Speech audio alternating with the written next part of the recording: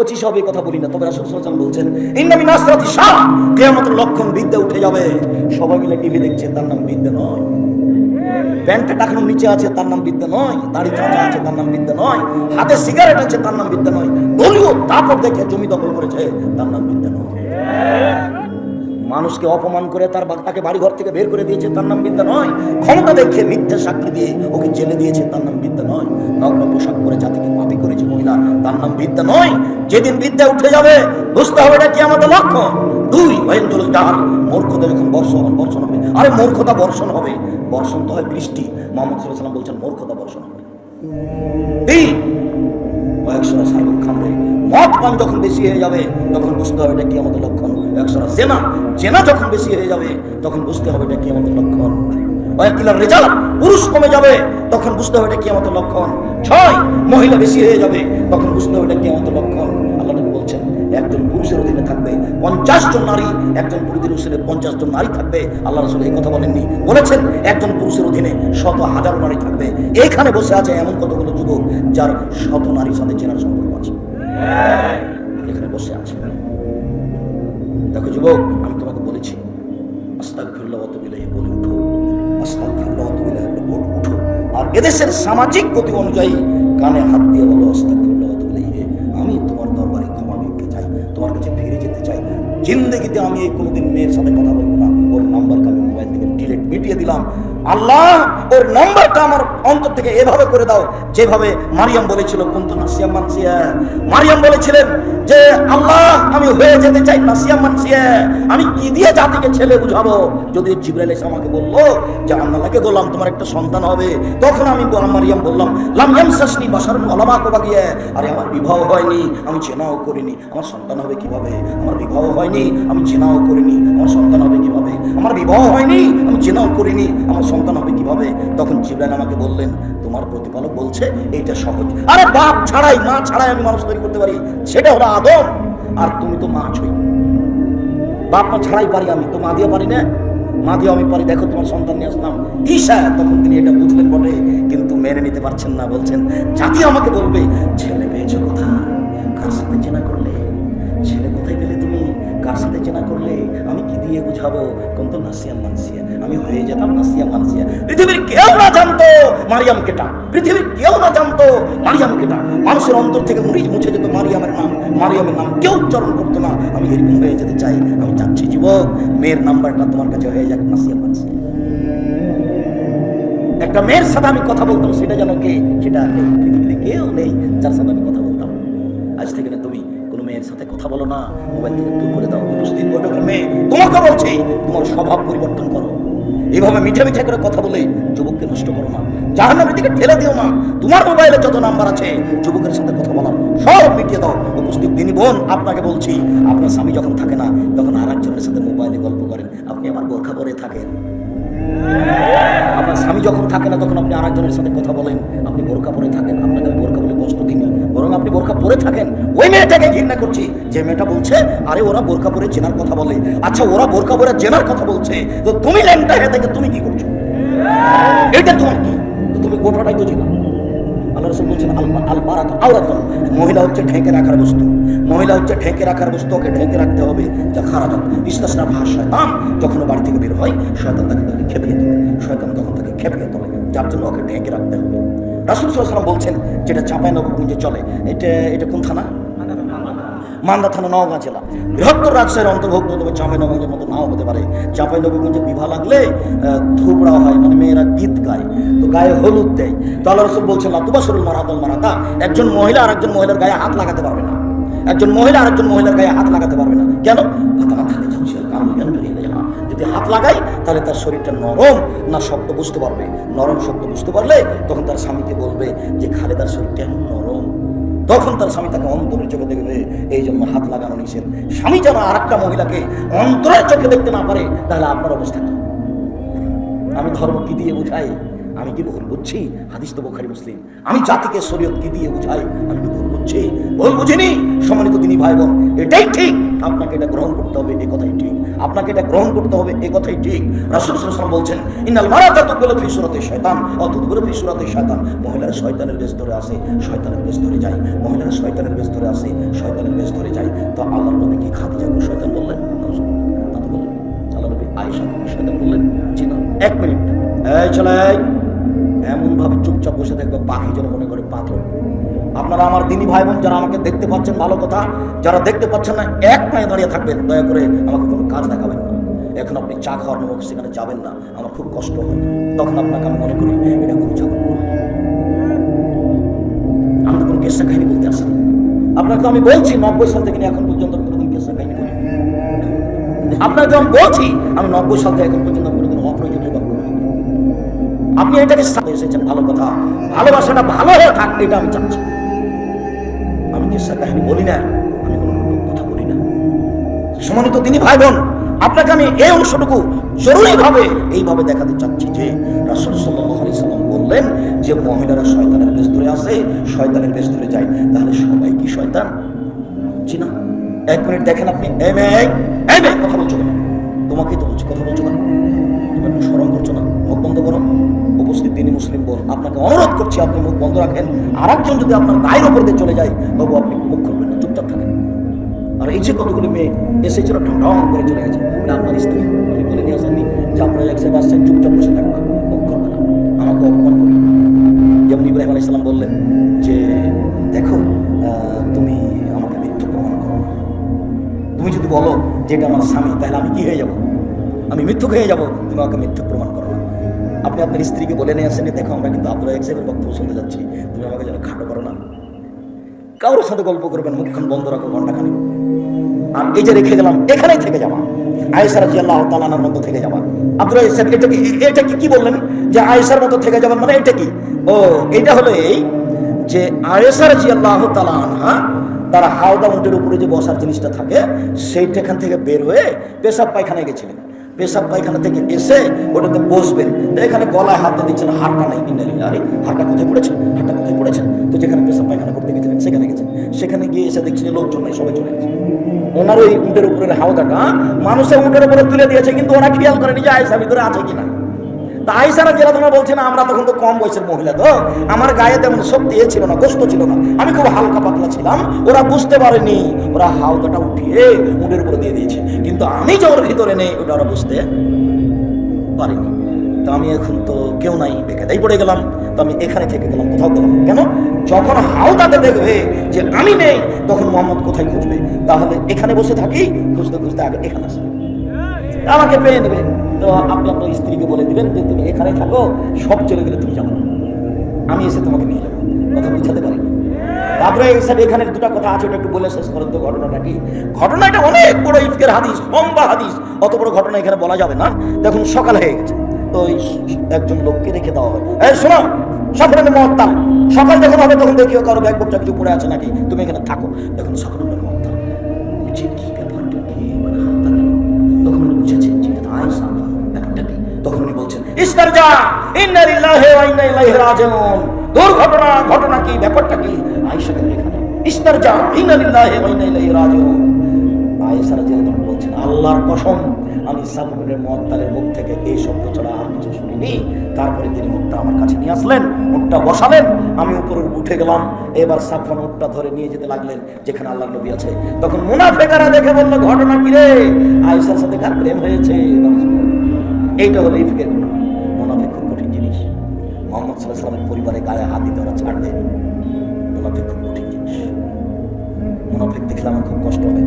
আমি মাঝে মধ্যে ভাবি যে আচ্ছা, জামিয়া সালাফের ব্যাপারে এত যে লোকটা শত্রুতা করছে, মুনাফিক কি করছে? তো ও তো নেকি পাবে নাকি? দেখেন, এটা তো মুহাম্মদ সাল্লাল্লাহু আলাইহি ওয়াসাল্লামের স্ত্রী আয়েশা। এ কি স্বাভাবিক ব্যাপার? সারা দেশে ছড়িয়ে দিল এই কথা। কিয়ামত পর্যন্ত এই ঘটনা লেখা থাকবে। 29 দিন যাবত তিনি চোখের পানি মুছতে পারেননি, চোখের পানি বন্ধ হয়নি। বলছেন 29 দিন যাবত আমি চোখের পানি বন্ধ করতে পারিনি, আমি সুরমা লাগাইনি, সব সময় আমার চোখের পানি ঝরতে থাকে। আমিও তখন বুঝতে পারিনি ঘটনা কি। আমি তো বাড়ি চলে এসেছি, আমার খালা আমাকে নিয়ে পেশাব পায়খানার জন্য নিয়ে গেছেন। তো আমার আসতে লেগে আমার খালা পায়ে কাপড় বেঁধে পড়ে গেছে। তা আমার খালা বলছেন, মেস্তা ধ্বংস, মেস্তা ধ্বংস।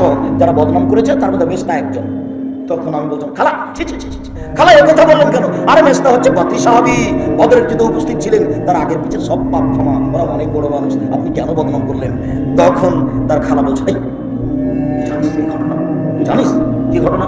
কি ঘটনা খালা? আরে এরা তো তোর বদনাম করে বেড়াচ্ছে। এই কথা আমার আব্বা জানে? হ্যাঁ জানে। আমার আম্মা জানে? হ্যাঁ জানে। সবাই জানে। দেখুন বাড়িতে এসে আমার সঙ্গে বলছে, আমি বাড়ি চলে যাবো, আমি এখানে থাকবো না। ঠিক আছে যাবো। একজনকে সাথে দিলেন, বাপের বাড়ি চলে গেলেন। বাপের বাড়ি গিয়ে এখন বলছেন, আব্বা আল্লাহ রাসূল জানেন এটা? হ্যাঁ সবাই জানে এটা। মা সবাই জানে এটা? বলে হ্যাঁ সবাই জানে। এই শোনো শোনো, আয়েশা চিন্তা করবো না, মায়ে বলছে না, শোনো আয়েশা চিন্তা করবো না। আরে যার সতীন থাকে না তার মেলা ঝামেলা থাকে, তোমার সতীন আছে তো, মানে উনি ওইদিকে চলে গেলেন। বুঝতে পারছেন না কথা? বলে আয়েশার মা বলছেন, বলছে তুমি চিন্তা করো না তো, যারা সতীন থাকে না তারা শুধু খালি নানান কথা বাড়ায়, তোমার সতীন আছে তো, কোন দিকের কথা যে কোন দিকে নিয়ে যাচ্ছে তুমি যেন চিন্তা করো না, এইভাবে বলে দিলেন। এখন আল্লাহ রাসূল আসেন আর বলেন, কেমন আছো? আর কিছু বলেন না, চলে যাও। একদিন আমাকে বলছেন, শোনো আয়েশা, তুমি যদি জেনা করে থাকো তাহলে বলো করেছি, আর যদি জেনা না করে থাকো তাহলে বলো করিনি। তখন আল্লাহ রাসূলকে বলছেন, শুনেন, আমি যদি বলি এখন হ্যাঁ তাহলে মিথ্যা হবে সত্য, আমি যদি বলি না তাহলে জনগণ বলবে কইরে বলছে না। আমার ধৈর্য ঈশ্বরের বাপের ধৈর্য মতো আমি মুখ খুললাম না। ঈশ্বর বুঝতে পারছিলেন আমার ঈশ্বর বেঁচে আছে, ইয়াকুব বুঝতে পারছিলেন আমার ছেলে ঈশ্বর বেঁচে আছেন, কিন্তু ছেলেদের মুখামুখি হলেন না। ছেলেরা মিথ্যা কথা বললো, এই যে আব্বা আপনি তো বিশ্বাস করবেন না, এ দেখেন আপনার ছেলেকে বাঘে খাই নিয়েছে, এ দেখেন জামা কাপড় নিয়ে এসেছি, এ দেখেন রক্ত লেগে আছে। কে বলছে? ছেলেরা বলছে, ঈশ্বরের ভাইরা বলছে। এখন এটা উনি বুঝলেন ব্যাপারটা কি, ছেলে তো আমার স্বপ্ন দেখেছে 12টা তারা চন্দ্র সূর্য, এটা তো হতেই পারে না। না সাবরি, আমি ধৈর্য ধারণ করি। ধৈর্য ধারণ করলেন 25 বছর যাবত, এক টানা 25 বছর পরে ছেলে ফেরত পেলেন। এখন আয়েশা বলছেন, আমি বলতে পারি না যে হ্যাঁ, যদি বলি হ্যাঁ তাহলে মিথ্যা ও সত্য, আর আমি যদি বলি না জনগণ বলবে কইরা বলছে না, আমি এটা বলতে পারবো না কিছু। সাবরি কাসাবরি আমি ঈশ্বর, আমার ধৈর্য ঈশ্বরের বাপের ধৈর্যের মতো থেকে গেলাম। মনে মনে ভাবছিলাম আল্লাহ মুহাম্মদ সাল্লাল্লাহু আলাইহি ওয়াসাল্লাম স্বপ্নে দেখাবেন যে না আপনার স্ত্রী জেনা করেনি, তবে আমার নামে কোরআন নাযিল হবে, আকাশে আমার কথা হবে, এইটা আমি মনে করিনি। 29 দিন পরে কোরআন নাযিল হয়ে গেল, আমি পাপ করিনি। ইউসুফ আলাইহিস সালামের এখানে একটা কথা মনে পড়ে। ইউসুফ আলাইহিস সালাম 12 বছর জেলে থাকলেন। সরকারের লোক এসে ডাকলেন যে চলেন আপনি একটু, সরকার আপনাকে ডেকে পাঠিয়েছে। তখন ইউসুফ আলাইহিস সালাম বলছেন, আরে ছাড়ো, জেল থেকে বের হওয়া আগে এই কথা শোনাতে হবে, জুলাইখা জাতির সামনে ঘোষণা দিয়েছে কিনা যে আমি ইউসুফ অন্যায় করিনি। এই কথা জাতির সামনে আগে জুলাইখাকে ঘোষণা দিতে হবে। জুলাইখা বলেছে ইউসুফ অন্যায় করেছে, আমি বলছি জুলাইখাকে আবার বলতে হবে জাতির সামনে যে আমি অন্যায় করেছি, ইউসুফ করেনি। তাহলে বোঝা যাচ্ছে যে এমনি ক্ষমা চাইলে হবে না, কোনো কথা এমন হচ্ছে জাতির সামনে কি বলতে হবে যে আমি অন্যায় করেছি, আমি একটা অন্যায় করেছি, এই কথাটা সবাই জানে। তখন ইমানের আমি হাত ধরলাম, শরীয়ত এটা বলছে না। ইনাকে এখন জাতির সামনে কি বলতে হবে যে আপনারা এসব অন্যায় করেননি, ঘটনা আমি ঘটিয়েছি। ইউসুফ আলাইহিস সালাম বলছেন, আরে যাও বলে দাও সরকারকে আমি জেল থেকে বের হবো না, আগে জুলাইখাকে জাতির সামনে বলতে হবে আমি অন্যায় করিনি। তখন জুলাইখা বলল, হ্যাঁ এইসব সত্য, আমি মিথ্যা, অন্যায় আমি করেছি। সম্মানিত দিনী বোন, আপনাকে আমি বলছি যে এই যে কথাটা, এই যে জিবরাইল, আয়েশা এই যে জিবরাইল তোমাকে সালাম দিল, তখন আয়েশা বলছেন ওয়ালাইকুম সালাম ওয়া রাহমাতুল্লাহ, জিবরাইলের প্রতি সালাম, জিবরাইলের প্রতি আল্লাহ দয়া করুন। আপনি তো জিবরাইলকে দেখতে পান, আমি তো দেখতে পাই না। আপনি তো জিবরাইলকে দেখতে পান, আমি তো দেখতে পাই না। এক পিছনে 3 জন, এক জায়গাতে 3 জন, এক ল্যাপের নিচে 3 জন উপস্থিত বৈঠকের দিনী বোন, আপনাকে আমি আয়েশার মতো মনে করি। দেখেন আপনি, আপনাকে আমি আয়েশার মতো মনে করি। আবার দেখেন, এক পিছনে 3 জন, মুহাম্মদ সাল্লাল্লাহু আলাইহি সাল্লাম, জিবরাইল আলাইহিস সালাম, আয়েশা। দেখুন আল্লাহ নবী বলছেন, হাজা জিবরাইল, আয়েশা এই যে জিবরাইল, এই ভাষাটা কি মনে করছেন একই জায়গাতে? ভালো করে বুঝাতে পারেন না, আরবি শব্দ। আল্লাহ নবী বলছেন, আয়েশা হাজা জিবরাইল, এই যে জিবরাইল। বলেন তো জিবরাইল পাশে না দূরে? পাশে। আয়েশা এই যে জিবরাইল তোমাকে সালাম দিল। তখন আয়েশা বলছেন ওয়ালাইকুম সালাম ওয়া রাহমাতুল্লাহ, জিবরাইলের উপরে সালাম, জিবরাইলের উপরে শান্তি। আপনি তো দেখতে পান, আমি তো দেখতে পাই না। আপনি তো দেখতে পান, আমি তো দেখতে পাই না। আয়েশা কিন্তু জিবরাইলকে দেখতে পাচ্ছেন না। যেটা আমি বলতে চাচ্ছি উপস্থিত দিনী বোন, আপনাকে আমি আয়েশার মতো মনে করছি, আপনার আমি কষ্ট দিতে আসিনি। আপনাকে এখানে আমি আরো 1 মিনিট একটা কথা শোনাতে চাই, মনে রাখবেন এই কথা আপনার জন্য অতীব জরুরি। আয়েশা রাদিয়াল্লাহু তাআলা আনহা বলেন, আমার স্বামী যখন মারা গেল তখন তার কবর হলো আমার ঘরে। আয়েশা রাদিয়াল্লাহু স্বামী কে? মুহাম্মদ সাল্লাল্লাহু আলাইহি ওয়াসাল্লাম। মুহাম্মদ সাল্লাল্লাহু আলাইহি ওয়াসাল্লাম কোথায় মারা গেছিলেন? আয়েশা রাদিয়াল্লাহু তাআলার ঘরে। কবর কোথায় হয়েছিল? আয়েশা রাদিয়াল্লাহু তাআলার ঘরে।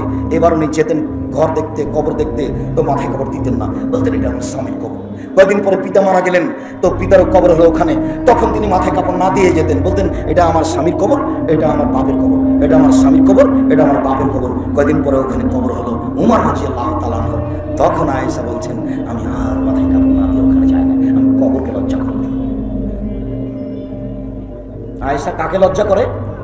কবরকে লজ্জা করে। আর আপনি আজকে এসেছেন আপনার দেবরের মোটরসাইকেলে, দুটোর মধ্যে আপনি সমতা দেখেন। আপনাকে তো আমি কষ্ট দিতে চাই না, আপনি এমন ভ্যানে এসেছেন যে আরো 5 জন পুরুষ দেবর ভাসুর সবাই মিলে একসাথে এসেছেন। এভাবে দিনকে ধ্বংস করে নিজেকে বিক্রি করে দিয়ে পরকাল টিকবেন। তবে আপনি নিরাশা হবেন না। আমি আব্দুর রাজ্জাক বিন ইউসুফ রাসূল সাল্লাল্লাহু আলাইহি ওয়াসাল্লামের কথাগুলি বলে আপনাকে আমি নিরাশা করতে চাইনি, বরং আমি বলতে চেয়েছি নারীদের জন্য জান্নাত সহজ। রাসূল সাল্লাল্লাহু আলাইহি ওয়াসাল্লাম বলেন মহিলারা যদি 4টা কাজ করতে পারে তাহলে জান্নাতের সব দরজা খোলা। 1. সালাত খামসাহা, 5 ওয়াক্ত সালাত আদায় করলো। 2. সমাজ সাহারাহা, রমজান মাসে সিয়াম পালন করলো। 3. আতাত বালাহা, স্বামীকে মেনে চললো। 4. আহসানাত ফারজাহা, জেনায় লিপ্ত হলো না। এই 4টা কাজ যদি করতে পারে তার জন্য জান্নাতের সব দরজা খোলা। সম্মানিত দিনী বোন, আপনাকে আমি বলতে চেয়েছি আপনার উত্তরে আপনি বলছেন আব্দুর রাজ্জাক সাহেব আপনার 4টা কথা আমরা আগে থেকে জানি এবং করি। 5 ওয়াক্ত সালাত আদায় করি। 2. রমজান মাসের সিয়াম থাকি। 3. জেনাও করি না। 4. স্বামীকে মেনে চলতে পারি না, একটু কষ্ট হয়। প্রথম 3টে ঠিকই আছে, 4টাতে একটু অসুবিধা হয়। আমার স্বামীর মুখ খারাপ, ও আমাকে গালি দেয়। আমার স্বামী পরকীয়া প্রেমে লিপ্ত, যার জন্য তাকে আমাকে ভালো লাগে না।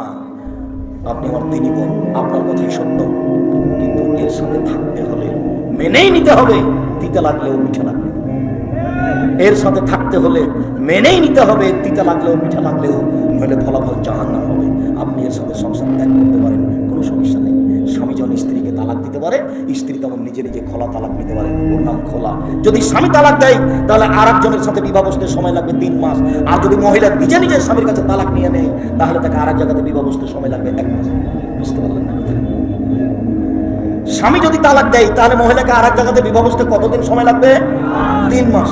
মহিলা যদি নিজে নিজে তালাক নেয়, তার নাম খোলা তালাক, আরেক জায়গাতে বিবাহ বসতে কতদিন সময় লাগবে? 1 মাস। আপনি সংসার করিয়েন না। আমি আব্দুর রাজ্জাক বিন ইউসুফ আপনাকে আমি সংসার করার জন্য অনুরোধ জানাচ্ছি। আমি আপনার দিনী ভাই, আপনি এই স্বামীকে মেনে নেন। বিবাহ একবার হয়েছে, আবার ভালো হবে কি মন্দ হবে বলা যায় না। ছেলে মেয়ে আছে, তিতা লাগুক মিঠা লাগুক, আপনি মেনে নেন। মাস মাস কথা বলছেন না, সপ্তাহ সপ্তাহ কথা বলছেন না। বলছেন মেয়েকে খালেদা ওর আব্বাকে খাবার দিয়ে, বলছেন বৌমাকে তোমার শ্বশুরকে খাবার দিয়ে আসো। কোনো সময় যদি ঠেলাই করে একটা গ্লাস পানি নিয়ে যান, এইভাবে সামনে ঠ্যাক্কস করে রেখে চলে যান। এইভাবে আমি সংসার করতে নিষেধ করছি। আপনি এইভাবে সংসার করিয়েন না। যদি মনে করেন যে হবেই না, তার মুখ খারাপ, যদি মনে করেন পরকীয়া প্রেমে লিপ্ত, আমি তার সাথে চলতে পারবো না, তাহলে আপনি খোলা করে নেন। আপনি আমার দিনী বোন। রাসূল সাল্লাল্লাহু আলাইহি ওয়াসাল্লাম বলছেন একজন মহিলা রাসূলের সাথে কথা বলে চলে যাচ্ছে, একজন মহিলা রাসূলের সাথে কথা বলে চলে যাচ্ছে। তখন আল্লাহ রাসূল বলছেন এই শোনো, তোমার স্বামী আছে? জি স্বামী আছে। তুমি তোমার স্বামীর কাছে কেমন? আমি ভালো থাকার চেষ্টা করি।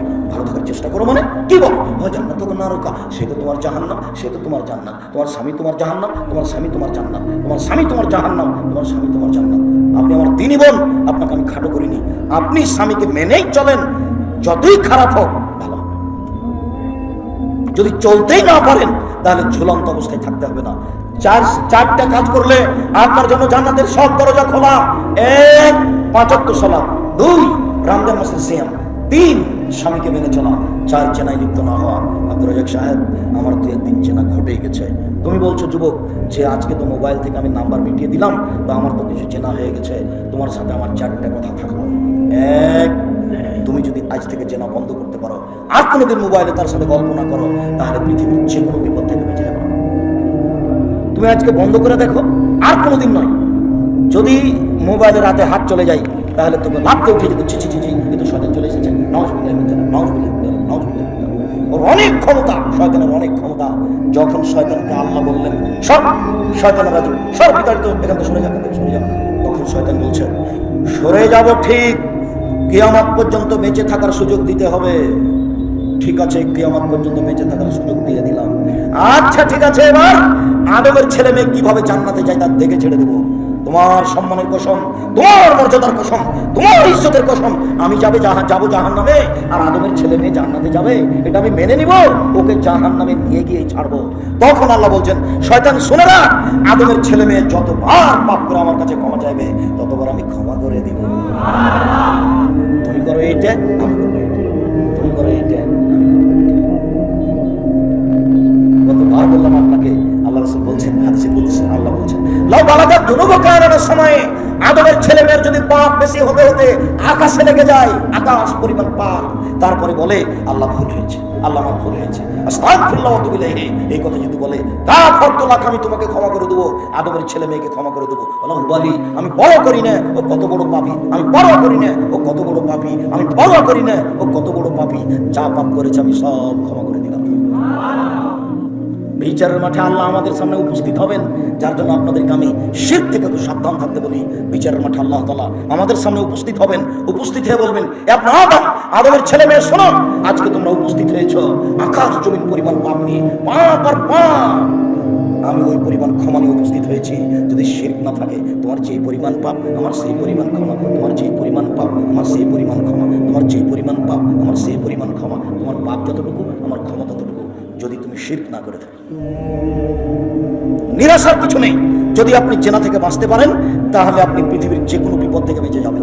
এবং এই কথাটা আপনার জানাও আছে, জেনা থেকে বেঁচে গেলে বিপদ থেকে বেঁচে যাবেন। মানে ওই যে তিনজন লোক রাস্তায় হাঁটছিল না, বৃষ্টি আসলো তখন গর্তে ঢুকে গেল, ওরা গর্তে ঢুকে গেলে একটা পাথর এসে মুখে পড়লো না, ওরা তখন আর বের হতে পারবে না। তখন তিনজনের একজন বললো, আল্লাহ আমার বাপ মাকে ভালোবাসি, পাথরটা সরিয়ে দাও। আল্লাহ বললেন দিলাম। আর একজন বলছে, আমি একটা লোককে কাজে নিয়েছিলাম, অর্ধেক দিন কাজ করার পর রাগ করে চলে যাচ্ছে। আমি বললাম টাকা নেই, ও নিল না। অনেকদিন পরে এসে বলছে অর্ধেক দিনে টাকা দিন। আমি বললাম সব গরু ছাগল নিয়ে যাও। তো আমাকে বলছে মজাক করবেন না। আমি বললাম তোমাকে মজাক করিনি, সব নিয়ে যাও। তো আল্লাহ তোমাকে সন্তুষ্ট করার জন্য এটা করেছি, পাথরটা একটু সরিয়ে দাও। তো আল্লাহ বলছে ঠিক আছে দিলাম। আর একজন বলছে, আল্লাহ আমার একটা চাচাতো বোন ছিল, আমি তার সাথে জেনা করতে চেয়েছিলাম, খুব সুন্দরী সে ছিল, আমি গরিব মানুষ, আমার চাচাতো বোন বললো 100টা যদি স্বর্ণ মুদ্রা দিতে পারিস তাহলে আমি জেনায় লিপ্ত হব। আমি হাড় ভাঙা পরিশ্রম করে 100টা স্বর্ণ মুদ্রা নিয়ে ওখানে গেলাম, নিয়ে আমি জেনায় বসেছি। তখন আমাকে বলছে ইত্তাকিল্লাহ, এ আল্লাহর বান্দা, আল্লাহকে ভয় করে আমাকে অসৎ প্রমাণ করিস না।